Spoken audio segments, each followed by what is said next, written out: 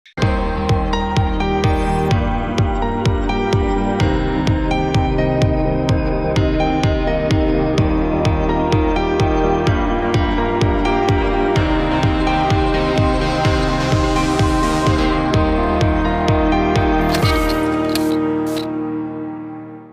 Hello everyone, welcome to our channel. सब बच्चे लोग, हम लोग कर रहे हैं क्लास 12 बिजनेस स्टडीज़ के अंदर वन शॉट रिवीजन। आज हम लोग करने वाले हैं चैप्टर नंबर 7 स्टाफिंग का रिवीजन। सो फटाफट से अपनी अटेंडेंस लगा दीजिए और उसके बाद वही बोनस जो आपको हर वन शॉट रिवीजन में मिलता है उसके लिए रेडी रहिए। तो बच्चों, क्या होता है वो बोनस? वो बोनस होता है all acronyms at one place. तो फटाफट से इसका स्क्रीनशॉट लीजिए।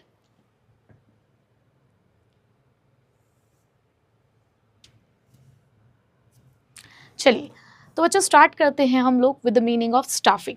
स्टाफिंग को हमने सिर्फ अब तक इतना समझा, putting the right person for the right job, यानी कि सही पर्सन को सही जॉब पर रखना। मतलब कि जिस पर्सन को जो काम करना आता हो, यानी कि लोगों का appointment on the basis of their skills होना चाहिए, on the basis of their ability होना चाहिए। अब putting the right person for the right job करने के लिए भी बहुत सारी ऐसी एक्टिविटीज़ है, बहुत सारी ऐसी चीज़ें हैं जो हमें स्टाफिंग फंक्शन के अंदर परफॉर्म करनी पड़ती है। तो स्टाफिंग फंक्शन अब सिर्फ और सिर्फ इसी तक सीमित नहीं रहा है जहाँ पर हमको सिर्फ किसी को अपने यहाँ पर रखना होता है, उसे अपने यहाँ पर रखना भी है और उसके बाद बहुत सारी ऐसी एक्टिविटीज़ होती हैं जो यहाँ पर हमें स्टाफिंग फंक्शन के अंदर परफॉर्म करनी पड़ती है। तो स्टाफिंग की डेफिनेशन की अगर हम बात करें तो staffing consist of estimating the man power requirement, कि सबसे पहले तो हमारे लिए ये जानना ज़रूरी है कि हमें कितने लोगों की ज़रूरत है। उसके बाद अपने ज़रूरत के हिसाब से लोगों को अपने यहाँ पे इनवाइट करना, यानी कि रिक्रूटमेंट करना, देन उसमें से बेस्ट को सिलेक्ट करना, उसके बाद ट्रेन करना, उसके बाद उनका कॉम्पेंसेशन डिज़ाइन करना और उनके प्रमोशन के बारे में भी ध्यान रखना। तो ये सारी की सारी एक्टिविटीज स्टाफिंग फंक्शन के अंदर ही परफॉर्म की जाती हैं। स्टाफिंग फंक्शन को हम इस तरीके से भी डिफाइन करते हैं कि स्टाफिंग फंक्शन क्या है? Filling the various position in the organisation, कि यहाँ पर हमें ऑर्गेनाइजेशन की जितनी पोजीशन वैकेंट है उसको फिल करना है, एंड कीपिंग फिल्ड, और उसके साथ साथ उन्हें फिल्ड भी रखना है। मतलब जब भी कोई वैकेंट पोजीशन आती है तो तुरंत हमें उसे क्या करना है? फिल करना है। और उसे फिल्ड रखने के लिए जितनी भी एक्टिविटीज़ हमें परफॉर्म करनी होती हैं वो सब हमें परफॉर्म करनी पड़ेंगी under the function of staffing. ठीक है, उसके बाद क्यों हमारे लिए स्टाफिंग फंक्शन इतना ज़रूरी है? तो स्टाफिंग फंक्शन की इंपॉर्टेंस को समझने के लिए आपको करना पड़ेगा क्या? सीधा जोश, क्योंकि हमारे यहाँ पर ये पूरा ह्यूमन रिसोर्स हमारा एक्चुअल में रिस्पॉन्सिबल होता है किसी भी ऑर्गेनाइजेशन की सक्सेस के लिए। तो उसके लिए आपको देखना ही पड़ेगा क्या? सीधा जोश। तो बेटा इसके अंदर जो सी है वो सी आपको डिफाइन करेगा कॉम्पिटेंट पर्सनल से। उसके बाद जे से है बेटा जॉब सेटिस्फैक्शन, जे से आ जाता है जॉब सेटिस्फैक्शन। ओ से है optimum utilisation of human resources, ये हमारा ओ से है, यहाँ से है जॉब सेटिस्फैक्शन, और सी से था हमारा कॉम्पिटेंट पर्सनल। एस से है बेटा सर्वाइवल, एस से आ जाता है सर्वाइवल, और एच से आता है हायर परफॉर्मेंस। तो इस तरीके से सीधा जोश। तो अब अगर आप स्टाफिंग फंक्शन को अच्छे से परफॉर्म करते हैं तो यहाँ पर आपको कॉम्पिटेंट पर्सनल मिलने के चांसेस होते हैं, क्योंकि हमारे पास वेरियस टाइप्स ऑफ रिक्रूटमेंट है जिसकी हेल्प से उन सोर्सेज से कई बार हमें बहुत सारी चॉइसेस मिल जाती हैं और बहुत सारे क्वालिफाइड पर्सनल आने के चांसेस बढ़ जाते हैं। नेक्स्ट, अगर मैं बात करूं हायर परफॉर्मेंस की, तो जब आपने सही पर्सन को सही जॉब पे रखा होगा, अगर मुझे वही काम करने के लिए दिया जाएगा जो काम मुझे करना आता है, तो ऑटोमेटिकली मेरी परफॉर्मेंस का लेवल हमेशा हाई ही रहेगा। उसके अलावा अगर आपको अपने ऑर्गेनाइजेशन में काम कराना है तो हमेशा आपके यहाँ पर लोग काम कर रहे हों। अगर कभी आपके यहाँ पर जॉब पोजीशंस वैकेंट हो जाएंगी तो वहाँ की प्रोडक्टिविटी रुक जाएगी, यानी कि सर्वाइवल में प्रॉब्लम आएगी। तो कंटिन्यूस सर्वाइवल और ग्रोथ के लिए भी किसी भी ऑर्गेनाइजेशन के अंदर स्टाफिंग का फंक्शन सही तरीके से परफॉर्म होना चाहिए। उसके बाद ऑप्टिमम यूटिलाइजेशन ऑफ रिसोर्सेज, हमें ये बात भी ध्यान रखनी है कि ना तो हमारे पास ज़रूरत से ज़्यादा लोग काम कर रहे हों, क्योंकि अगर आप ज़रूरत से ज़्यादा लोगों से काम करवाओगे तो कहीं ना कहीं प्रोडक्टिविटी अफेक्ट होगी और आपकी जो लेबर कॉस्ट है वो भी आपकी इंक्रीज हो जाएगी। और अगर आपके पास ज़रूरत से कम लोग काम कर रहे होंगे तो आपके टारगेट्स अचीव नहीं हो पाएंगे। तो आपको अपने रिसोर्सेज का ऑप्टिमम यूटिलाइजेशन यहाँ पर करना होता है। उसके बाद जब हमें वही काम करने के लिए दिया जाता है जो काम हम करना जानते हैं, तो उसको हम कंफर्टेबली परफॉर्म कर पाते हैं। हमें लगता है कि ठीक है कि हमारे जो स्किल्स हैं वो हमारे वर्क से मैच हो रहे हैं, तो ऐसे में जॉब सेटिस्फैक्शन बना रहता है और एम्प्लॉयज़ का मोरल इंक्रीज होता है। ठीक है, तो ये थी इंपॉर्टेंस ऑफ स्टाफिंग। चलिए अब समझते हैं staffing as a part of HRM, कि स्टाफिंग किस तरीके से ह्यूमन रिसोर्स मैनेजमेंट का एक पार्ट है। तो अगर मैं एक स्मॉल ऑर्गेनाइजेशन की बात करूं तो स्टाफिंग का फंक्शन यहाँ पर सभी मैनेजर्स के थ्रू परफॉर्म कराया जाता है, क्योंकि वहां पर नंबर ऑफ एक्टिविटीज कम होती हैं, तो हर एक मैनेजर कहीं ना कहीं स्टाफिंग फंक्शन परफॉर्म कर रहा होता है। बट अगर हम लार्ज ऑर्गेनाइजेशन की बात करें तो जो स्टाफिंग है वो रिस्पॉन्सिबिलिटी होता है एक सेपरेट डिपार्टमेंट की, कि जब ऑर्गेनाइजेशन बढ़ता है, नंबर ऑफ एम्प्लॉयज बढ़ते हैं, नंबर ऑफ डिपार्टमेंट्स बढ़ते हैं, तो ऐसे में कहीं ना कहीं हमें जरूरत पड़ती है कि एक सेपरेट डिपार्टमेंट ही हम बना दें जो ओवरऑल पूरे ऑर्गेनाइजेशन के लिए स्टाफिंग फंक्शन को परफॉर्म करे। तो वहां पर नीड अराइज होती है for the human resource management की, और उसी से डेवलप होता है HRD यानी कि ह्यूमन रिसोर्स डेवलपमेंट। अब ये हमारा HRD कौन कौन सी एक्टिविटीज परफॉर्म करता है, कौन कौन से फंक्शन परफॉर्म करता है, ये लास्ट ईयर के हमारे एग्जाम में पूछा भी गया था। तो देखिए सबसे पहले तो वो परफॉर्म करता है रिक्रूटमेंट का फंक्शन। रिक्रूटमेंट का मतलब क्या होता है कि जहां पर हम इनवाइट कर रहे हैं कैंडिडेट्स को कि हमारे यहाँ पर भैया वैकेंसी खाली है, अगर तुम्हें लगता है कि तुम हम आके हमारे यहाँ पर वैकेंट पोजीशन फिल कर सकते हो तो आ जाओ और अपने आके जो भी टेस्ट वगैरह है वो दे दो, यानी कि अपनी एप्लीकेशन हमारे पास आके सबमिट करो।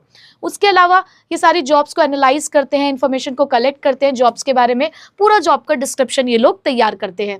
उसके अलावा वर्कर्स को कितना पैसा मिलेगा, उनके इंसेंटिव प्लान्स होंगे, कॉम्पेंसेशन क्या होगा, सब डिजाइन करना, उनको रिक्वायर्ड ट्रेनिंग और डेवलपमेंट देना ताकि उनकी जो परफॉर्मेंस है वो अच्छी रहे और उनके करियर की ग्रोथ हो।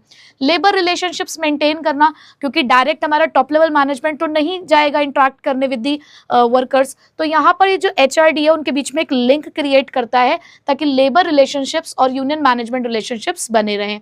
ये वर्कर्स की ग्रीवेंसेस और कंप्लेंट्स को भी हैंडल करते हैं, उनके लिए सोशल सिक्योरिटीज और वेलफेयर के लिए भी काम करेंगे, कि मतलब एम्प्लॉयज किसी भी तरीके से ऑर्गेनाइजेशन में परेशान ना हो, उन सभी चीजों का ध्यान रखेगा हमारा HRD। उसके अलावा अगर कंपनी कभी फंस जाती है किसी भी लीगल प्रॉब्लम में तो उन लीगल कॉम्प्लिकेशंस को अवॉइड करने की कोशिश करता है HRD। ठीक है, तो ये थे हमारे फंक्शंस ऑफ HRD।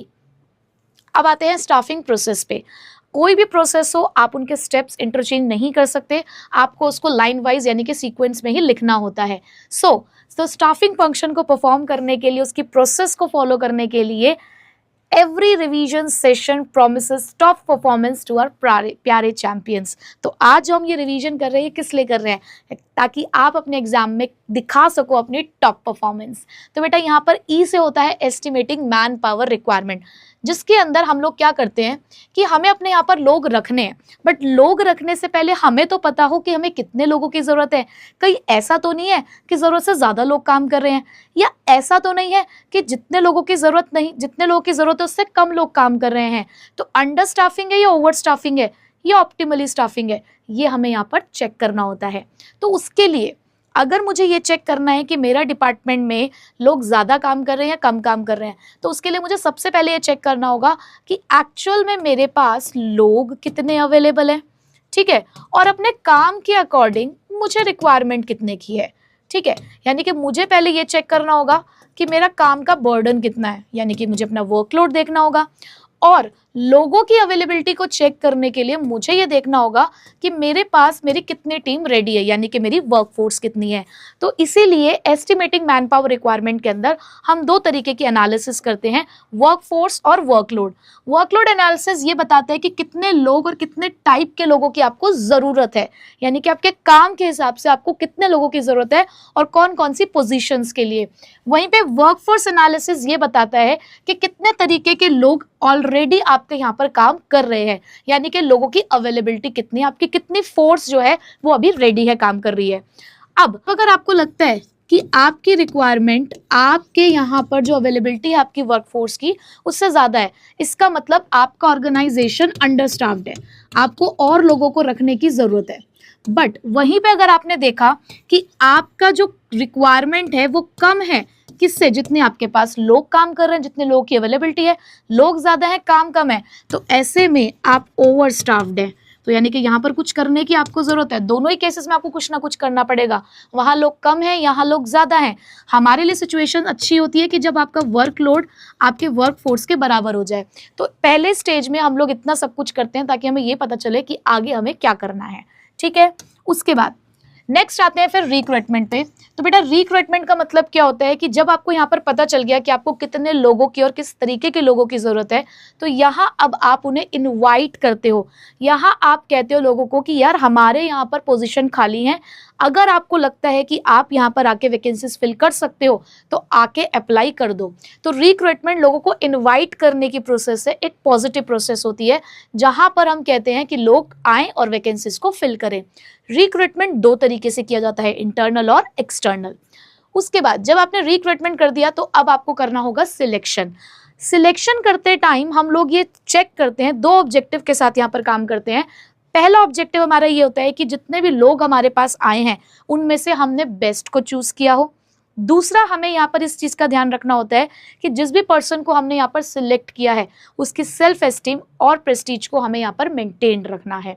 ठीक है, अब क्योंकि सिलेक्शन एक ऐसी प्रोसेस है जहाँ पर हम लोगों को अब एलिमिनेट कर रहे हैं, जहाँ हमने रिक्रूटमेंट लोगों को इनवाइट किया था कि आओ और एक पॉजिटिविटी थी उनके माइंड में भी कि शायद अब उनको जॉब मिल जाएगी, वहीं पे सिलेक्शन एक उनको निराश कर देता है जिनको जॉब नहीं मिलती है, क्योंकि ये एक एलिमिनेशन से रिलेटेड होता है। तो इसीलिए कई हद तक इसको एक नेगेटिव प्रोसेस कहा जाता है। ठीक है, next placement and orientation. Placement का मतलब होता है कि जिन लोगों को आपने यहाँ पर सिलेक्ट किया है उनको ये बताना कि उनका प्लेस ऑफ वर्क क्या है। मतलब कि जो भी पर्सन को हमने सिलेक्ट किया है उसको उसकी जॉब सौंप देना, जॉब के बारे में बता देना इज द प्लेसमेंट, कि अब ये जॉब आपकी हो चुकी है। ओरिएंटेशन का मतलब होता है कि उसको इंट्रोड्यूस कराना कंपनी के साथ, ऑर्गेनाइजेशन के साथ, कि उसके साथ कौन से लोग काम करेंगे, उसके अंडर यानी कि उसके सबऑर्डिनेट कौन होंगे, उसके सुपीरियर कौन होंगे, कंपनी के रूल्स और रेगुलेशन क्या हैं, उन सभी चीज़ों से फेमिलियर कराना ओरिएंटेशन में होता है। उसके बाद ट्रेनिंग एंड डेवलपमेंट। ट्रेनिंग का मतलब होता है कि जहां पर आपको काम सिखाया जाता है, आपकी नॉलेज और स्किल्स को इंक्रीज किया जाता है रिगार्डिंग अ पर्टिकुलर जॉब। तो ट्रेनिंग एक स्पेसिफिक स्किल्स की लर्निंग है जो आपकी जॉब से रिलेटेड है। वहीं पर डेवलपमेंट का मतलब होता है कि हम आपकी ग्रोथ के लिए काम कर रहे हैं, कि आप ओवरऑल ग्रो करें ताकि आगे जाके आपका करियर अच्छा हो जाए। उसके बाद पी से आता है बेटा परफॉर्मेंस अप्रेजल रिपोर्ट, जहां पर हम आपकी परफॉर्मेंस को चेक करेंगे उन प्री डिसाइडेड स्टैंडर्ड्स के अगेंस्ट जो हमने पहले से ही सेट करके रखे होंगे, और इसी के बेसिस पर आगे की कहानी देखी जाएगी कि आपका प्रमोशन होना है, क्या किया जा सकता है आपके साथ, वो इसी परफॉर्मेंस अप्रेजल रिपोर्ट के बेसिस पर डिसाइड होता है। जहां पर नेक्स्ट आ जाता है फिर प्रमोशन और करियर प्लानिंग। तो प्रमोशन का मतलब होता है किसी भी पर्सन को हायरार्की में अपवर्ड मूव करना, यानी कि लोअर लेवल से अपर लेवल तक लेके जाना प्रमोशन कहलाता है। बट अगर मैं करियर प्लानिंग की बात करूं तो अगर आपकी परफॉर्मेंस अप्रेजल रिपोर्ट अच्छी नहीं आई है तो अगर हमें आपको एक चांस देना होगा तो हो सकता है हम आपका ट्रांसफर कर दें किसी दूसरे डिपार्टमेंट या किसी दूसरे शिफ्ट में, या फिर अगर हमें लगता है कि कोई स्कोप नहीं है यहाँ पर इंप्रूवमेंट का तो हो सकता है हम आपको टर्मिनेट या फिर डिमोशन भी आपका किया जा सकता है। लास्ट में आता है इसके अंदर कॉम्पेंसेशन, कि हम स्टाफिंग के अंदर कॉम्पेंसेशन भी डिजाइन करते हैं कि हमें अपने वर्कर्स को किस तरीके से सैलरी और वेजेस देनी है, जो काम वो हमारे लिए कर रहे हैं उसके बदले में हम उनको क्या देंगे और कैसे देंगे। तो ये दो तरीके से होता है, डायरेक्ट और इनडायरेक्ट। डायरेक्ट में आपको प्योर मनी की फॉर्म में सारा पैसा मिलता है और इनडायरेक्ट में आपको इन काइंड पैसा मिलता है। अब मनी की फॉर्म में भी दो तरीके से आपको पैसा मिल सकता है। एक तो आपको पीरियड बेसिस मिलता है जैसे कि मंथली, डेली या वीकली या फिर एनुअली, और वहीं पे आपको परफॉर्मेंस बेस्ड भी यहाँ पर पैसा मिल सकता है कि आपने कितने घंटे काम किया, कितने आपने प्रोडक्ट्स मैन्युफैक्चर करे उसके हिसाब से। इन काइंड का मतलब होता है कि आपको पैसों के बराबर चीज दी जा रही है, जैसे कि आपको कन्वेंस फैसिलिटी दी जा रही है, जैसे कि कैब फैसिलिटी दी जा रही है, या रहने के लिए अगर आपको घर दिया जा रहा है यानी कि हाउस फैसिलिटी दी जा रही है, आपके बच्चों को फ्री एजुकेशन दी जा रही है, या फिर आपको फ्री हेल्थ सर्विस दी जा रही है, तो वो इन काइंड बेनिफिट्स होते हैं। ठीक है, तो ये सारे काम हम स्टाफिंग फंक्शन के अंदर ही परफॉर्म करते हैं। अब बात करते हैं type of sources of recruitment की। हमारे पास दो सोर्सेज ऑफ रिक्रूटमेंट है, इंटरनल और एक्सटर्नल, यानी कि हम अपने यहाँ की खाली पोजीशन को या तो अपने ऑर्गेनाइजेशन के अंदर से ही फिलअप कर सकते हैं या बाहर से भी कुछ लोगों को अपने यहाँ पर इनवाइट कर सकते हैं। अगर मैं इंटरनल सोर्सेज की बात करूँ तो करनी पड़ेगी पीटी यानी कि प्रमोशन या ट्रांसफर। तो अगर हम ट्रांसफर की बात करें तो ट्रांसफर का मतलब होता है हॉरिजॉन्टल शिफ्टिंग, यानी कि सेम लेवल पर हम यहाँ पर शिफ्टिंग कर रहे हैं from one department to another department, from one job to another job, from one shift to another shift. अब जब इस तरीके से हम लोग यहाँ पर शिफ्टिंग करते हैं तो जनरली यहाँ पे किसी भी तरीके की कोई आपकी पे, रिस्पॉन्सिबिलिटी, अथॉरिटीज चेंज नहीं होती हैं, क्योंकि आप हॉरिजॉन्टली यहाँ पर शिफ्ट कर रहे हो अपने एम्प्लॉयज को। कई हद तक ट्रांसफर को एक टूल ऑफ ट्रेनिंग भी कहा जाता है, क्योंकि हम अलग अलग जगह पर लोगों की शिफ्टिंग करके उनको अलग अलग तरीके के काम सिखा रहे होते हैं। मोर ओवर, जब हम ट्रांसफर की बात करते हैं तो हम कहते हैं कि जस्ट प्लेस ऑफ वर्क आपका चेंज हुआ है, आपका जो वर्क प्रोफाइल है वो वैसा का वैसा ही रहता है। बट अगर मैं प्रमोशन की बात करूं तो प्रमोशन एक वर्टिकल शिफ्टिंग है from the lower level to the higher level. यहाँ पर आपका एम्प्लॉय शिफ्ट होता है टू द हायर पोजीशन, और जब वो हायर पोजीशन पे शिफ्ट होगा, आपका पोजीशन ही चेंज हो चुका है, तो ऐसे में आपकी हायर रिस्पॉन्सिबिलिटीज होंगी, प्रेस्टीज बढ़ेगा, फैसिलिटीज बढ़ जाएंगी, पे बढ़ेगा। और प्रमोशन को एक पॉजिटिव नोट की तरह देखा जाता है, क्योंकि ये एक पॉजिटिव साइकोलॉजिकल इम्पैक्ट क्रिएट करता है, क्योंकि जब एक पोजीशन का प्रमोशन होता है तो यहाँ पर चेन ऑफ प्रमोशंस अराइज होते हैं, क्योंकि जिनकी अभी पोजीशन खाली हुई होगी अब उसको कोई लोअर लेवल वाला पर्सन फिलअप यहाँ पर करने वाला है। तो यहाँ पर हम कहेंगे कि चेन ऑफ प्रमोशंस अराइज होते हैं with the help of one promotion. तो ये पॉजिटिवली इसको देखा जाता है बहुत ज्यादा। अब पहले देख लेते हैं इंटरनल सोर्सेज के मेरिट्स और डिमेरिट, फिर एक्सटर्नल सोर्सेज की तरफ चलेंगे। तो मेरिट्स के लिए इंटरनल सोर्सेज कहते हैं आई एम द बेस्ट। अब कैसे कहते हैं वो आई एम द बेस्ट? बेटा यहाँ पर वो आई से कहते हैं कि जब यहाँ पर आप उनको शिफ्ट कर रहे हो, उनको ट्रेन कर रहे हो, उनको बार बार ट्रांसफर करके उनको एक तरीके से ट्रेनिंग मिल रही है, या फिर उनका प्रमोशन हो रहा है, तो उनकी परफॉर्मेंस इंक्रीज होती है। क्यों? क्योंकि वो होते हैं मोटिवेटेड। जब आप उनको हायर पोजीशन पर यहाँ पर प्रमोट करते हो तो वो अपनी परफॉर्मेंस को इंक्रीज करते हैं। तो in the form of increase performance you can say कि वो हमें एक मेरिट प्रोवाइड कर रहे हैं। देन उसके बाद बी से होता है benefit of shifting the employees. आपके ऑर्गेनाइजेशन में कुछ ऐसे डिपार्टमेंट है जो ओवरस्टाफ्ड है, बट कुछ ऐसे डिपार्टमेंट भी हैं जो अंडरस्टाफ्ड है, तो अपने ही ऑर्गेनाइजेशन से आप लोगों को एक डिपार्टमेंट से दूसरे डिपार्टमेंट में शिफ्ट कर सकते हो, जहां पर आपको कोई एक्स्ट्रा कॉस्ट यहाँ पर बियर नहीं करनी पड़ती है। अब क्योंकि आपको एक्स्ट्रा कॉस्ट नहीं बियर करनी पड़ती तो ई से आ जाता है इकोनॉमिकल, कि यहाँ पर सस्ता पड़ता है इंटरनल सोर्सेज से अपने यहाँ पर वैकेंसीज को फिल करना। उसके बाद क्योंकि हम अपने यहाँ पर लोगों को पहले से ही जानते हैं तो ये यहाँ पर सिलेक्शन की जो प्रोसेस होती है वो बहुत ही ज़्यादा सिंप्लीफाई हो जाती है, क्योंकि पहले से हमें पता है कि कौन सा वर्कर क्या कर रहा है और कैसे कर रहा है। उसके अलावा जब यहाँ पर हम इस तरीके से वर्कर्स को शिफ्ट करते हैं और ऑलरेडी वो लोग सभी लोगों को पहले से जानते हैं, तो एक इंडक्शन ट्रेनिंग का मतलब होता है कि कोई नए इंट्रोडक्शन की जरूरत नहीं है, और ये एक टूल ऑफ ट्रेनिंग की तरह तो वर्क करता ही है कि बार बार लोगों को शिफ्ट करके उनको नए नए काम सिखाए जा रहे होते हैं। तो यहाँ पर इस तरीके से इंटरनल सोर्सेस कह देते हैं I am the best, but इनके कुछ डिमेरिट भी हैं। तो चलिए अब बात करते हैं लिमिटेशन ऑफ इंटरनल सोर्सेज की, जिसके लिए हमने याद किया था LSRCC। अब यहाँ पर L से मतलब होता है लेथार्जिक, यानी कि जब ऑर्गेनाइजेशन के अंदर लोगों को ये लगने लगता है कि उनके तो टाइम बाउंड प्रमोशंस हो ही जाएंगे, तो ऐसे में वो हो जाते हैं लेजी और अपनी प्रोडक्टिविटी को कर देते हैं रिड्यूस। उसके बाद एस से हमारे पास सुटेबिलिटी, यानी कि अगर कोई एक नई एंटरप्राइज है तो वो तो अभी अभी लोगों को अपने यहाँ पर रखना शुरू ही कर रही है, तो उसके लिए तो इंटरनल सोर्स बिल्कुल भी नहीं है, तो ये उनके लिए सुटेबल नहीं होता है। उसके बाद आर से है रिड्यूसेस द प्रोडक्टिविटी। अगर आप बहुत ही ज़्यादा यहाँ पर ट्रांसफर करेंगे, यानी कि फ्रीक्वेंट ट्रांसफर अगर आप यहाँ पर करेंगे, तो वहाँ पर लोगों की जो प्रोडक्टिविटी है वो रिड्यूस हो जाती है, क्योंकि वो एक टाइम पे एक काम सीखना उन्होंने शुरू ही किया था और अचानक से आपने उसको फिर से दूसरे डिपार्टमेंट में शिफ्ट कर दिया, तो ऐसे में उनकी प्रोडक्टिविटी अफेक्ट हो जाती है। देन उसके बाद सी से आता है हमारे पास लिमिटेड चॉइस, कि जब इंटरनली लोगों को यहाँ पर रिक्रूट किया जाता है तो बाहर से फ्रेश टैलेंट आने के चांसेस बिल्कुल रिड्यूस हो जाते हैं, जिससे चॉइस हो जाती है हमारे पास बहुत ही ज़्यादा कम। नेक्स्ट उसके बाद जो सी है हमारे पास वो है कंपटीशन के लिए, कि जब हमें पता है कि हम में से ही कोई है जो प्रमोट होगा, हम में से ही कोई है जो ट्रांसफर होगा, तो वो स्पिरिट ऑफ कंपटीशन जो है वो खत्म हो जाता है, क्योंकि बाहर से किसी भी तरीके का कंपटीशन उनको यहाँ पे फेस नहीं करना पड़ता। तो ये थे हमारे मेरिट और demerit of internal sources of recruitment.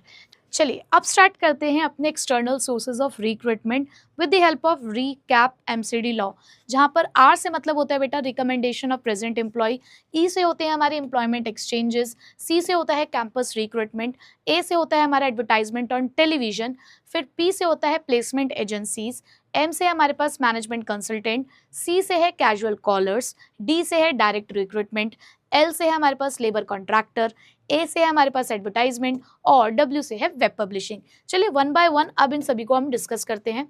तो सबसे पहले हमारे पास बहुत इंपॉर्टेंट जो बहुत बार पूछा जाता है और आपको याद रखना बहुत ज़रूरी है, वो है डायरेक्ट रिक्रूटमेंट। डायरेक्ट रिक्रूटमेंट का मतलब है कि हम किसी भी पार्टी को बीच में नहीं लेना चाहते।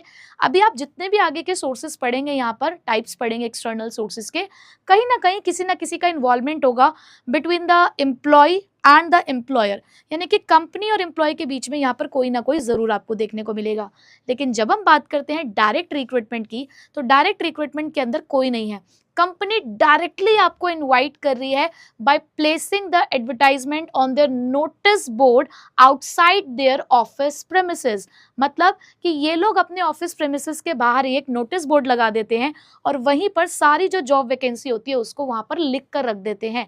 जैसे कि आप लोगों ने देखा होगा अपने आसपास भी कि बहुत सी दुकानों पे ऐसा लिखा होता है, आवश्यकता है सेल्समैन की।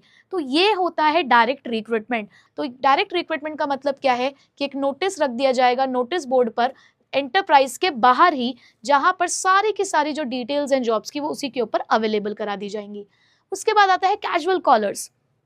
कैजुअल कॉलर्स मतलब कि कोई फॉर्मल एडवर्टाइजमेंट हमने नहीं करी, कोई फॉर्मल अनाउंसमेंट नहीं हुई है किसी भी वैकेंसी की। हम लोगों ने पहले कभी कोई एडवर्टाइजमेंट की होगी या हर आए दिन हमारे पास एप्लीकेशंस तो आती ही रहती हैं। बहुत सारे लोग हैं जो आज के टाइम पे अनएम्प्लॉयड हैं और जॉब की तलाश में वो कहीं ना कहीं कंपनीज के अंदर अपने अपने रिज्यूमे सबमिट करते ही रहते हैं। तो जब भी किसी भी कंपनी के पास कोई रिज्यूमे आता है तो उसको फेंकती नहीं है, वो अपने पास एक डेटाबेस मेंटेन रखती है, यानी कि उनके पास होती है एक फाइल जिसके अंदर सारे के सारे रिज्यूमे जो उनके पास कभी ना कभी आते रहते हैं वो उनको संभाल के रखती है, ताकि जब भी कभी उनके यहाँ पर अचानक से वैकेंसी खाली हो तो और उनके पास समय ना हो फॉर्मल तरीके से अनाउंसमेंट करने का, तो ऐसे में वो अपनी उसी फाइल को उठाते हैं और उसमें से जो एप्लीकेशंस होते हैं उनको छांटना शुरू करते हैं और उसी में से किसी को कैजुअली कॉल करके बुला लेते हैं। यानी कि ऐसा होता होगा कब, जब यहाँ पर उनके पास वर्कलोड ज़्यादा हो, कहीं ना कहीं उनको लग रहा है कि उनके जो परमानेंट एम्प्लॉयज़ हैं वो एब्सेंट है, तो ऐसे में कैजुअल कॉलर्स का इस्तेमाल किया जा सकता है। बहुत सारी रेप्यूटेड बिजनेस ऑर्गेनाइजेशन अपना एक डेटाबेस मेंटेन करती हैं ऑफ अनसॉलिसिटेड एप्लीकेंट्स, यानी कि कहीं ऐसे एप्लीकेंट्स जिन्होंने हमारे यहाँ पर अप्लाई कर रखा है बट अब तक हमने उनको सिलेक्ट नहीं किया है। This list can be use for the recruitment of candidate in future, और फ्यूचर में वो इन्हीं लिस्ट का इस्तेमाल करते हैं कि जब भी उनके यहाँ पे अचानक से वैकेंसी अराइज होगी तो इसी डेटाबेस में से वो किसी न किसी को कैजुअली कॉल करके बुला लेंगे। उसके बाद एडवर्टीजमेंट। अब एडवर्टीजमेंट न्यूज़पेपर में हो सकती है, पीरियोडिकल्स में हो सकती है, इंटरनेट पे हो सकती है, रेडियो पे हो सकती है और टेलीविजन पे हो सकती है। एडवर्टीजमेंट जनरली जो हमारे सीनियर एग्जीक्यूटिव्स हैं उनके लिए हम लोग यहाँ पर करते हैं। प्लस एडवर्टीजमेंट का एक बहुत अच्छा फायदा होता है कि यहाँ पर हमें मिलती है वाइडर चॉइस, बट इसका एक डिमेरिट भी है कि कई बार हमारे पास फ्लड ऑफ रिस्पॉन्सेज आ जाते हैं, यानी कि ज़रूरत से ज़्यादा एप्लीकेशंस हमारे यहाँ पर इकट्ठी हो जाती हैं। उसके बाद एम्प्लॉयमेंट एक्सचेंज। एम्प्लॉयमेंट एक्सचेंज एक इस तरीके की एजेंसी है जिसे गवर्नमेंट चलाती है, जहां पर उनका काम है कि अगर आप एक जॉब सीकर हैं, यानी कि आप जॉब ढूंढ रहे हैं और उन्हीं के पास होते हैं कुछ जॉब प्रोवाइडर्स, यानी कि कुछ कंपनीज के डेट, यानी कि कुछ कंपनीज के साथ उनके कनेक्शन, तो अगर उनको लगता है कि हाँ भाई दोनों की रिक्वायरमेंट मैच हो रही है तो ये एक दूसरे का सजेशन एक दूसरे को प्रोवाइड कर देते हैं। तो बेसिकली गवर्नमेंट आपको एक फैसिलिटी प्रोवाइड करा रही है कि आप अपनी जो पूरी डिटेल है वो इनके पास सबमिट रखिए, जैसे इनको लगेगा कि आपके लायक कोई काम है ये आपको सजेशन दे देंगे। यहाँ पर लेकिन आपको अनस्किल्ड और स्किल्ड ऑपरेटिव जॉब्स के लिए अप्लाई करना होता है, बट अगर आपका काम है कुछ टेक्निकल या प्रोफेशनल तो आप जा सकते हैं प्लेसमेंट एजेंसीज और मैनेजमेंट कंसल्टेंट्स के पास। लगभग इनका काम भी बिल्कुल वैसा ही होता है जैसे कि एम्प्लॉयमेंट एक्सचेंज का, जहां पर ये भी हमारे वर्कफोर्स की डिमांड और सप्लाई को मिलाने का काम करती हैं, यानी कि वही इनके पास भी कंपनीज का प्रोफाइल होता है, इनके पास भी कैंडिडेट्स का प्रोफाइल होता है और ये उसके बीच में मैच करने का काम करते हैं। But the point of difference is कि प्लेसमेंट एजेंसीज को चलाने वाले जो लोग हैं वो कुछ प्राइवेट लोग हैं, यानी कि कुछ प्राइवेट इंडिविजुअल्स हैं, कुछ प्राइवेट कंपनीज हैं जो इन प्लेसमेंट एजेंसीज को चलाती हैं। मैनेजमेंट कंसल्टेंट्स बिल्कुल प्लेसमेंट एजेंसीज की तरह काम करते हैं, बट अब उनके बीच में क्या डिफरेंस है कि जहां प्लेसमेंट एजेंसीज के अंदर जाते हो मिडल और लोअर लेवल के वर्कर्स के लिए, वहीं पे मैनेजमेंट कंसल्टेंट, थोड़ा सा नाम ही आपको लग रहा होगा कि भारी भरकम है, तो वहां पर जाते हैं टॉप लेवल मैनेजर्स, यानी कि टॉप लेवल मैनेजर्स का रिक्रूटमेंट मैनेजमेंट कंसल्टेंट के थ्रू, मिडिल और लोअर लेवल के लिए प्लेसमेंट एजेंसीज और अनस्किल्ड और स्किल्ड ऑपरेटिव जॉब्स के लिए एम्प्लॉयमेंट एक्सचेंज। तो इस तरीके से आप एक डिफरेंस यहाँ पर बना सकते हैं। Next, campus recruitment. अब ये तो हम सभी लोगों ने सुना है कि जहां पर बच्चों को उनके कॉलेजेस से ही रिक्रूट कर लिया जाता है। आपने सुना होगा ना कि कॉलेजेस में चलती है प्लेसमेंट ड्राइव्स। तो बहुत ही बड़ी बड़ी कंपनीज जो होती हैं, रेप्यूटेड कंपनीज जो होती हैं, वो अलग अलग यूनिवर्सिटीज, एजुकेशनल इंस्टीट्यूशंस या फिर कॉलेजेस के साथ अपने एक अच्छा रिलेशन मेंटेन करते हैं और वहां से बच्चों को रिक्रूट करते हैं, यानी कि उनको प्रोवाइड करते हैं जॉब्स। तो जब बच्चों को पढ़ते पढ़ते जॉब मिल जाती है उन्हीं के कॉलेज, उन्हीं के यूनिवर्सिटीज के थ्रू, तो वो कहलाता है कैंपस रिक्रूटमेंट।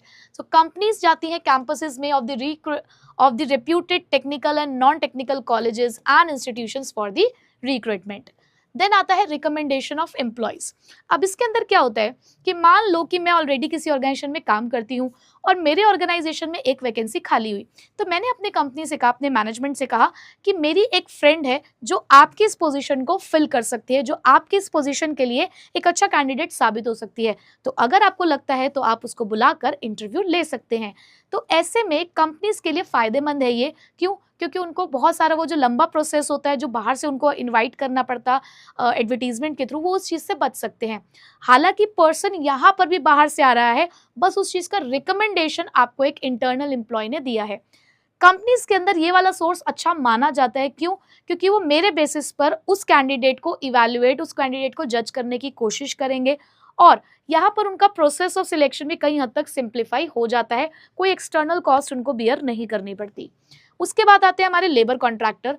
लेबर कॉन्ट्रैक्टर आपको यहाँ पर number of unskilled workers provide कराते हैं at the short notice. Generally labour contractors जो होते हैं वो कंस्ट्रक्शन वर्क में पाए जाते हैं, जहाँ पर आपको बहुत सारी लेबर की जरूरत होती है। तो ऐसे में हम तो रखते हैं सिर्फ अपना लेबर कॉन्ट्रैक्टर यानी कि ठेकेदार, और बाकी लेबर लाने का काम उसी का होता है।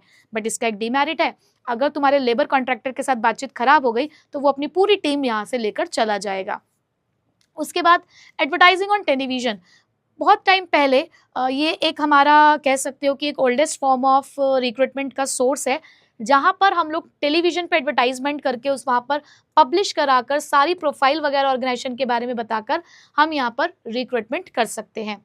उसके बाद वेब पब्लिशिंग, जो आजकल सबसे ज़्यादा फेमस माना जाता है, कि बहुत सारी ऐसी वेबसाइट्स हैं जो करती ही यही काम है, जैसे कि jobstreet.com, indeed.com, shine.com, naukri.com, जहाँ पर दोनों कंपनीज भी यानी कि एम्प्लॉयज़ भी और एम्प्लॉयर भी अपने अपने प्रोफाइल्स मेंटेन रखते हैं और ये वेबसाइट्स काम करती हैं आपस में इन दोनों को मिलाने का।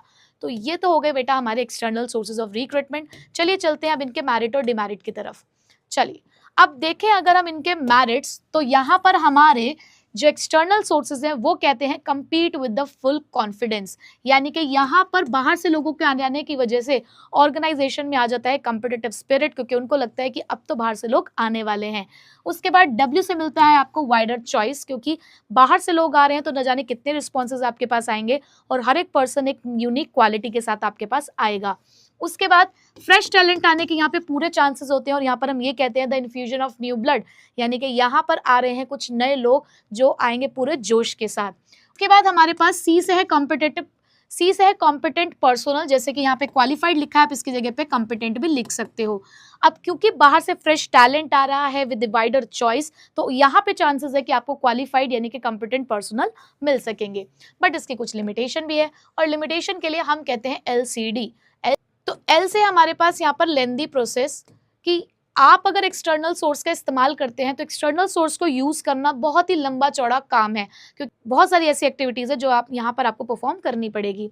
फिर उसके अलावा कॉस्टली भी है, क्योंकि आपको पता है कि अगर आप एडवर्टाइजमेंट कराते हैं तो वह वर्ड्स के हिसाब से पैसे लगते हैं, तो इतना आसान नहीं होता कि आपने रिक्रूटमेंट कराया और आपकी कोई कॉस्ट ना लगे। यहाँ पर बहुत सारा पैसा जो होता है वो रिक्रूटमेंट में इन्वॉल्व होता है। उसके अलावा अगर कभी हम लोगों ने किसी ऐसी पोजीशन के लिए, हायर पोजीशन के लिए इंटरनली प्रमोशन नहीं किया और बाहर से किसी को रख लिया, तो ऐसे में जो एग्जिस्टिंग एम्प्लॉयज़ हैं वो डिससेटिस्फाइड हो जाते हैं कि हम इतनी मेहनत से इतने सालों से यहाँ पे काम कर रहे हैं, हमें मौका नहीं मिला। ठीक है, तो ये थे इसके डिमेरिट्स। बेटा अब बात करते हैं सिलेक्शन की। अब आपने रिक्रूटमेंट कर लिया, आपने लोगों को बाहर से बुला लिया है, अब बारी आती है उनको सिलेक्ट करने की। तो सिलेक्शन का मतलब क्या होता है? एक ऐसी प्रोसेस जहाँ पर आप आइडेंटिफाई कर रहे हो, चूज कर रहे हो best person out of the available. ठीक है, चलिए तो शुरुआत करते हैं सबसे पहले सिलेक्शन प्रोसेस की, जिसके लिए मैं कहूंगी भैया पढ़ो लिखो, एक रात सक्सेस मनी जरूर चलकर आएगी, ठीक है। और इसी में हमारी छुपी है सारी सिलेक्शन प्रोसेस। तो बेटा सबसे पहले पी से आता है प्रीलिमिनरी स्क्रीनिंग, यानी कि पहली छटाई। आपने एडवर्टीजमेंट दी, आपके पास वैकेंसी है मात्र 5, लेकिन आपके पास 500 एप्लीकेशन अगर आ गई हैं, तो ये पॉसिबल ही नहीं है कि आप 500 के 500 लोगों को बुलाएं और 500 के 500 लोग आपके एलिजिबिलिटी क्राइटेरिया को पूरा करते हो। तो ऐसे में आपने अपने यहाँ पर जॉब कराने के लिए जो भी एलिजिबिलिटी रखी थी, जो भी क्वालिफिकेशन आपने रखी हुई है, उसके बेसिस पर आप यहाँ पर चेक करोगे सारी एप्लीकेशंस को, और जो भी अनफिट और अनक्वालिफाइड आपके पास जॉब एप्लीकेशंस होंगी, आप उनको कर देंगे यहाँ पर क्या, रिजेक्ट कर देंगे। तो पहली स्क्रीनिंग का मतलब ये होता है फर्स्ट स्कैन, यानी कि पहली बारी में ही कुछ एप्लीकेशंस को यहाँ पर रिजेक्ट कर दिया जाएगा।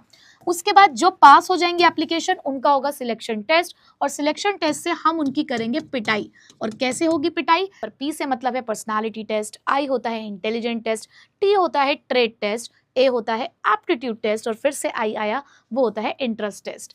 तो यहाँ पर हम लोग इंटेलिजेंट टेस्ट लेते हैं, जिससे हम चेक करेंगे उनका IQ level, the intelligent question, जिससे हमें ये पता चलेगा कि उनकी क्या एबिलिटी है डिसीजन लेने की, और क्या वो नए स्किल्स को सीख पाएंगे। तो इंटेलिजेंट टेस्ट बहुत इंपॉर्टेंट टेस्ट माना जाता है किसी भी ऑर्गेनाइजेशन में, to check the ability of the candidate to take the decision. उसके बाद हम लेते हैं उसका एप्टीट्यूड टेस्ट। एप्टीट्यूड टेस्ट ये बताता है कि उस पर्सन का कितना पोटेंशियल है कि वो नई जॉब को सीख सकता है, यानी कि उसका potential of learning the new skills, वो हम चेक करते हैं एप्टीट्यूड टेस्ट से। पर्सनालिटी टेस्ट चेक करता है उसका इमोशन, उसके रिएक्शन, उसका मैच्योरिटी लेवल, उसके वैल्यू सिस्टम, कि वो किस तरीके का पर्सन है, ओवरऑल उसकी पर्सनालिटी कैसी है, वो कैसे बिहेव करेगा ऑर्गेनाइजेशन के अंदर, वो हम पर्सनालिटी टेस्ट में चेक करते हैं। ट्रेड टेस्ट चेक करता है उसकी एग्जिस्टिंग नॉलेज, कि आपने इतनी सारी बातें अपने रेज्यूमे में लिखी हुई हैं कि आपने ये कर रखा है, ये कर रखा है, ये कर रखा है, बट क्या एक्चुअल में आपका प्रोफिशिएंसी लेवल है अपनी ही फील्ड से रिगार्डिंग, वो सारी बातें हम लोग यहाँ पर चेक करते हैं। और उसके बाद चेक होता है आपका इंटरेस्ट, कि आपका पैटर्न ऑफ इंटरेस्ट और इन्वॉल्वमेंट कितना है उस जॉब के अंदर, जिस जॉब के लिए आप अप्लाई कर रहे हो, आपका क्या फैसिनेशन है, आप सच में इस जॉब को दिल से करना चाहते हो या जस्ट आपने एवं ही अप्लाई कर दिया है। तो आपका इंटरेस्ट कितना, इन्वॉल्वमेंट कितना रहेगा जॉब के अंदर, वो सारी चीज़ें यहाँ पर चेक की जाती हैं। तो अगर आपने पिटाई सह ली, तो उसके बाद हम आपसे बातचीत करेंगे एम्प्लॉयमेंट इंटरव्यू के अंदर, और एम्प्लॉयमेंट इंटरव्यू के अंदर होगा the formal in depth conversation, यानी कि एक इन डेप्थ कॉन्वर्जेशन के थ्रू एक एम्प्लॉय से सारी बातचीत यहाँ पर की जाएगी, और उससे हम लोग निकलवाने की कोशिश करेंगे सारी इंपॉर्टेंट इन्फॉर्मेशन। तो यहाँ पे कैंडिडेट की पर्सनालिटी, उसका कॉन्फिडेंस, उसका नॉलेज चेक होगा फेस टू फेस, ठीक है। चलिए, उसके बाद अगर आपने हमसे बातचीत अच्छे से कर ली, तो हम चेक करेंगे आपका रेफरेंस और बैकग्राउंड, जहां पर हम आपसे नाम मांगेंगे कि भाई तुमने इतना सब कुछ लिखा हुआ है, यहाँ काम करके आए हो, वहाँ काम करके आए हो, यहाँ से पढ़े हुए हो, वहाँ से पढ़े हुए हो, नाम दो उन लोगों के जिन लोगों को तुम वहाँ से जानते हो। तो आपके यूनिवर्सिटी प्रोफेसर्स, टीचर्स, आपके एक्स एम्प्लॉयर्स, उन लोगों के नाम आपको यहाँ पर बताने होंगे, जिससे हम लोग चेक करेंगे आपका बैकग्राउंड की सच में जो बातें आपने हमें यहाँ पर बताई हैं, क्या वो बातें सच हैं या फिर नहीं। और अगर आपने रेफरेंस और बैकग्राउंड चेक भी क्लियर कर लिया, तो अब हम लेंगे यहाँ पर एक रियल डिसीजन मेकिंग, यानी कि सिलेक्शन डिसीजन, जहाँ पर जितने भी लिस्ट ऑफ कैंडिडेट्स हमारे पास होंगे जिन्होंने सारी चीज़ों को क्लियर किया होगा, उसको हम प्रिपेयर करेंगे, और यहाँ पर in the order of their merit, मतलब किसने कितना स्कोर किया है, उस हिसाब से एक लिस्ट बनाएंगे और देखेंगे कि किसको हमें यहाँ पर अब सिलेक्ट करना है। और सिलेक्शन करने के बाद होगा एक मेडिकल एग्जामिनेशन, ताकि हम ये चेक कर सके कि आपकी मेडिकल कंडीशन कैसी है, कुछ खतरा तो नहीं है अगर हम आपको यहाँ पर जॉब पर रखते हैं, तो वो सारी चीज़ें यहाँ पर की जाती हैं। और उसके बाद हो जाता है क्या, जॉब का ऑफर, कि भैया अब आपने सारे हर्डल्स पार कर दिए हैं, सारी बाधाएं इसको आप क्रॉस करके आ चुके हो, अब हम आपको फॉर्मली यहाँ पर अपॉइंट करते हैं। तो हम आपको यहाँ पर देंगे एक अपॉइंटमेंट लेटर, एक ज्वाइनिंग लेटर, जिसमें आपको किस दिन आना है और किस समय पर आना है वो सारी बात लिखी होगी। और जिस दिन आप आ जाएंगे उस दिन आपके और हमारे बीच में बनेगा एक कॉन्ट्रैक्ट ऑफ एम्प्लॉयमेंट, जिसमें सारी बातें लिखी होंगी कि अगर आपने हमारा ज्वाइनिंग लेटर एक्सेप्ट कर लिया, तो उसके बाद हम आपको एक कॉन्ट्रैक्ट साइन करना होगा, जिसमें काम करने की सारी टर्म्स और कंडीशन लिखी होंगी, कि आपको पैसा कितना मिलेगा, वर्किंग आवर्स क्या होंगे, छुट्टी कैसे ले सकते हो, तो वो सारी की सारी डिटेल्स जो हैं वो उस कॉन्ट्रैक्ट ऑफ एम्प्लॉयमेंट में लिखी होती हैं, और इसी आप हो जाएंगे कंपनी के एक एम्प्लॉय। चलिए, तो सिलेक्शन तो हमारा खत्म हो गया है। चलिए बात करते हैं अब हम ट्रेनिंग और डेवलपमेंट की। अब ट्रेनिंग अभी हम पढ़ के आए पीछे अपने स्टाफिंग प्रोसेस के अंदर कि ट्रेनिंग का मतलब क्या होता है, एक सिस्टमैटिक लर्निंग, अपने स्किल्स को डेवलप करने के लिए, अपने एटीट्यूड को डेवलप करने के लिए, पर किसके लिए, फॉर अ गिवन टास्क और अ जॉब। यानी कि जब आप सिर्फ स्पेसिफिक चीज़ों की लर्निंग कर रहे हो तो वही हमारी ट्रेनिंग होती है। अब ये ट्रेनिंग हमें बहुत सारे ऐसे बेनिफिट्स प्रोवाइड करती है, एम्प्लॉयज को भी और ऑर्गेनाइजेशन को भी। अगर मैं एक ट्रेनिंग के एम्प्लॉयज के बेनिफिट की बात करूं तो हमारा एम्प्लॉय कह देता है I am brilliant and energetic, जहां पर वो आई से कहता है कि भाई देखो, अगर तुम मुझे सिखा कर काम करवाओगे, यानी कि हिट एंड ट्रायल मेथड पे नहीं जाओगे, तुम एक्सपेरिमेंटल मेथड पे नहीं जाओगे, पहले मुझे कहोगे कि सिस्टमैटिकली चीज़ों को सीख लो, तो मैं अपनी परफॉर्मेंस को बढ़ा कर ही तुमको दिखाऊंगा। तो ऐसे में उसको खुद को भी ये लगेगा कि मेरी जो परफॉर्मेंस है वो क्या होगी, इंक्रीज होगी। उसके बाद एम से वो कहता है कि मैं जब ऐसा काम करूंगा जो मुझे करना आता होगा, जो मैंने सीख कर मैं आया हूँगा, तो ऐसे में मेरा मोराल, मेरा मोटिवेशन लेवल इंक्रीज होगा, मैं सेटिस्फाइड रहूंगा अपनी जॉब से, तो ये मेरे लिए ही एक फायदे का सौदा है। उसके बाद बी से वो कहता है, उसके बाद बी से उसका करियर अच्छा होगा, जब वो सीख कर चीज़ों को करेगा तो आगे जाके कहीं और भी अगर अप्लाई करेगा तो उसके करियर के अंदर वो चीज़ ऐड ऑन होगी कि आपने उस चीज़ की ट्रेनिंग ली है और आप एक ट्रेंड एम्प्लॉय हैं, तो आपका करियर अच्छा होगा। उसके अलावा ई से होता है efficient to handle the machine, कि जब आप सीख कर किसी चीज़ को कर रहे हो तो कई बार आप कुछ ऐसी मशीनों पे काम कर रहे होते हो जहाँ पर कुछ रिस्क इन्वॉल्व होता है, तो ऐसे में उन एक्सीडेंट्स को आप लोग क्या कर सकते हो, अवॉइड कर सकते हो और उस मशीन्स को अच्छे से हैंडल कर सकते हो। तो ये तो थे ट्रेनिंग के फायदे किसी एम्प्लॉय को। अब यही फायदे ऑर्गेनाइजेशन के लिए क्या है, ही मोटिवेट सपोर्ट्स एंड फ्रेंड। एक ट्रेंड बंदा मोटिवेट करता है, सपोर्ट करता है अपने दोस्तों को। कैसे, जहाँ पर एच से मतलब होता है हमारा हायर परफॉर्मेंस, कि अगर आप एम्प्लॉयज को सिखाते हैं यहाँ पर काम, तो उससे क्या होता है कि उनकी जो प्रोडक्टिविटी होती है वो इंक्रीज होती है, जिससे आपको मिलेंगे हायर प्रॉफिट्स। उसके बाद एम से होता है यहाँ पर फिर से वही मोटिवेशन मिलना, कि अगर एम्प्लॉय को सिखा दिया जाता है तो वो डरता नहीं है, वो मोटिवेटेड रहता है हमेशा काम करने के लिए, वो छुट्टी पर नहीं जाएगा, कंपनी को छोड़कर नहीं जाएगा। आपको भी यहाँ पर कोई इसको चांस नहीं मिलेगा कि भाई हम तुम्हें निकाल देंगे, क्यों, क्योंकि आपने उसको पहले सारी चीज़ें सिखा दी है। उसके बाद ई से अगर मैं बात करूं तो हम सबको पता है कि हमारा जो बिजनेस एनवायरनमेंट है वो लगातार बदलता जा रहा है, तो ऐसे में हमारा जो ट्रेंड एम्प्लॉय है वो बहुत अच्छे से रिस्पॉन्ड कर सकता है, इफेक्टिवली रिस्पॉन्ड कर सकता है to the fast changing environment. और अगर आपको चाहिए कि आप हिट एंड ट्रायल मेथड पे काम नहीं करना चाहते हैं तो सिस्टमैटिक लर्निंग बहुत ज़्यादा ज़रूरी है, क्योंकि अगर आप हिट एंड ट्रायल मेथड करेंगे तो हो सकता है उसमें आपका थोड़ा बहुत नुकसान हो जाए, तो ट्रेंड एम्प्लॉय जो होता है वो अच्छे से ही काम करेगा। उसके बाद एफ से हमारे पास फ्यूचर मैनेजर्स, और यहाँ पर इमरजेंसी के केस में क्योंकि आपने ऑलरेडी सारे वर्कर्स को ट्रेंड कर रखा है तो आप आसानी से अपने यहाँ पर फ्यूचर मैनेजर्स को ढूंढ सकते हैं। तो ये थे फायदे of the training and development to the organisation. चलो अब थोड़ा सा डेवलपमेंट पे फोकस कर लेते हैं कि डेवलपमेंट क्या होता है। डेवलपमेंट का मतलब होता है एक ऐसी लर्निंग जहां आप स्किल्स और कॉम्पिटेंस पे वर्क करते हो, प्रेजेंट जॉब के लिए तो कर ही रहे हो, बट एज वेल एज आप अपनी कैपेबिलिटीज यहाँ पर इंक्रीज कर रहे हो for handling the higher jobs in future. तो डेवलपमेंट के लिए कहा जाता है कि यहाँ पर आपका ओवरऑल डेवलपमेंट हो रहा है, आपकी पूरी ओवरऑल पर्सनालिटी डेवलप हो रही है। अब कई बार ट्रेनिंग और डेवलपमेंट का एक डिफरेंस पूछ लिया जाता है, तो हमें पता होना चाहिए। तो ट्रेनिंग की अगर मैं बात करूं तो ट्रेनिंग तो एक टेक्निकल स्किल्स से रिलेटेड है, करंट जॉब से रिलेटेड है, बट वहीं पर डेवलपमेंट आपको टेक्निकली और कंसेप्चुअली स्किल्स को लर्न करने में हेल्प करता है, जो फ्यूचर में आपकी मदद करेगा। नेचर, ये आपके स्किल्स को डेवलप कर रहा है of the employee already possessed, यानी कि जो चीज़ आपको आती है उसी को और बेहतर बनाने के लिए आपको ट्रेनिंग दी जाती है, बट डेवलपमेंट में कहीं ना कहीं हम अपने छुपे हुए स्किल्स के ऊपर वर्क करते हैं।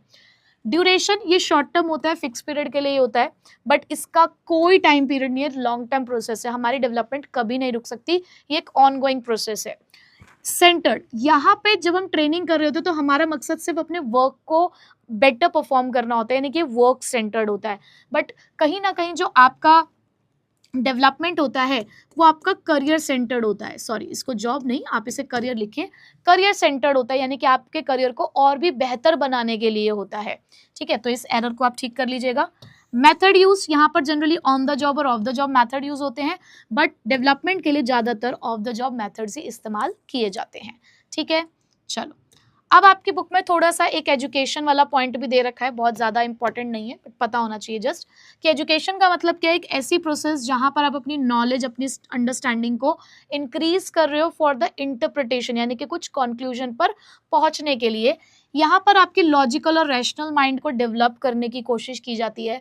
एजुकेशन कहीं ना कहीं आपके quality of mind, character, understanding, basic principle को डेवलप करने पर काम करता है, ठीक है।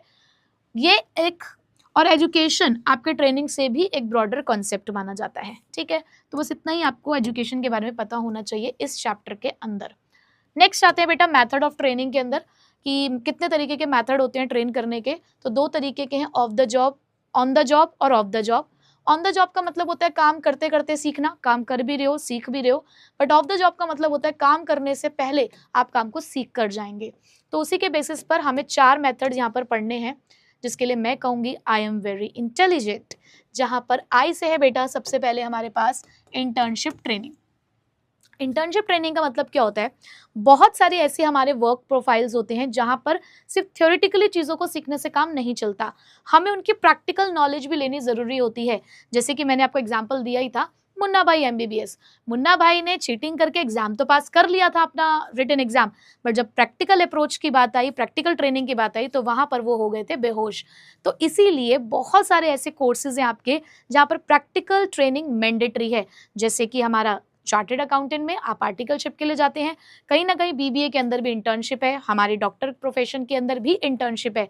तो जब आप अपने यहाँ पर अपने थ्योरेटिकल नॉलेज को प्रैक्टिकल नॉलेज के थ्रू एक्वायर करने की कोशिश करते हैं, उनके बीच में एक अलाइनमेंट सेट करने की कोशिश करते हैं, तो उसे कहते हैं हम इंटर्नशिप ट्रेनिंग। तो इंटर्नशिप ट्रेनिंग क्या है, एक तरीके का एग्रीमेंट है कुछ कॉर्पोरेट सेक्टर और प्रोफेशनल इंस्टीट्यूशन के बीच में, जहां पर बच्चों को भेजा जाता है कंपनीज के अंदर, ताकि वो अपने थ्योरेटिकल नॉलेज को प्रैक्टिस कर सकें और प्रोफेशनली यहाँ पर सभी चीज़ों को लर्न कर सकें। अब आप मुझे बताएंगे कि ये ऑन द जॉब है या ऑफ द जॉब, जहाँ पर बच्चा अपनी पढ़ाई भी कर रहा है और काम भी कर रहा है, ठीक है। चलिए, उसके बाद आता है हमारे पास बेटा ए से अप्रेंटिसशिप प्रोग्राम। अब बात करते हैं अप्रेंटिसशिप ट्रेनिंग की। अप्रेंटिसशिप ट्रेनिंग को मैंने आपको एग्जाम्पल के थ्रू समझाया था कि आपके घर में काम करने आने वाले इलेक्ट्रीशियन और प्लम्बर, वहां पर आप इस चीज को देख सकते हो, जहां पर हमेशा एक मेन बंदा होता है और उसके साथ में उसका एक असिस्टेंट जरूर आता है। और जो असिस्टेंट होता है वो उसको उसके छोटे छोटे कामों में हेल्प भी करता है, और वो अपने मास्टर को, यानी कि जो मेन बंदा होता है, उसको ऑब्जर्व भी कर रहा होता है कि वो किस तरीके से काम कर रहा है। मतलब कि जो ट्रेनी है, जो काम को सीख भी रहा है, ऑब्जर्व भी कर रहा है, वो अपने ट्रेनर के गाइडेंस में यहाँ पर वर्क करता है। और जिस दिन उसको सारा काम करना आ गया, तो हमारा जो मास्टर ट्रेनर है, फिर वो उसको पूरी रिस्पॉन्सिबिलिटी दे देगा सारे काम को करने की। तो यहाँ पर भी वो सीख भी रहा है और काम कर भी रहा है। तो बता दीजिएगा कि कौन सा मेथड ऑफ ट्रेनिंग है। सो यहाँ पे ट्रेनी और वर्कर को यहाँ पर अपने ट्रेनर या मास्टर वर्कर के अंडर काम करना होता है कुछ टाइम पीरियड के लिए, ताकि वो स्किल्स को सीख सके। और यहाँ पर उसकी जो ट्रेनिंग होती है वो प्लम्बर, इलेक्ट्रीशियन या और भी जो टेक्निकल स्किल्स के रिगार्डिंग है वो हो सकती है। उसके बाद वी से हमारे पास वेस्टिब्यूल ट्रेनिंग।